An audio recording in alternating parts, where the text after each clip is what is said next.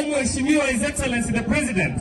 agenda maate bogere niga agenda akabaira na agenda rono leba mabo akirete kura chikura bagere ba moete go chiaringa less than 1% of the total vote ya agetu. Lakini with that 1% they were able to get a lot of development projects chile more than millions and millions of shillings. Enga kiyo Mheshimiwa Raila Odinga niga regeta babunge bonds kabeka chi senator all electors leaders paka chi governor akabataringa president kevocha mogende paka Kisumu mogende Siaya momorisi mogende Mabei elina to ebintu taba ebintu one president na itungo chere gusi in less than 3 weeks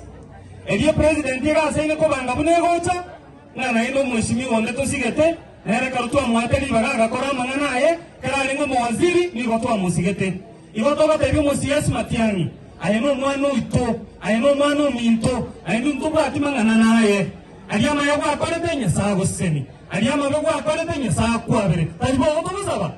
ayeno toba tebi Mheshimiwa His Excellency the President kumukora anje Matiang'i no ito mwabero nyokorete magosa ande lakini na Matiang'i ta ko irege chara oso yoko boko ku mioro ime ku president ayelo oso ko moram to ko mukani gaki egen toba tebere gonik ekere president ya chete bagare igatikete ebintu bigakorwa bakaegu chi project onongo chare gusinga na maandamano bategete kubeka busongo elinde president echa abo bategete boyego ibonga ntoba gusinga na otubeka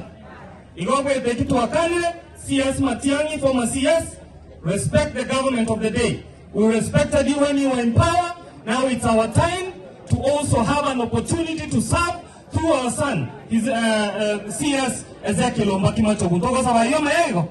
Yomwalipi akere president mbiamono asere Romambia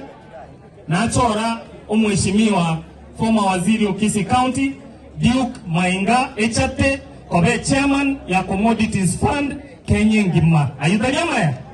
biamono sana.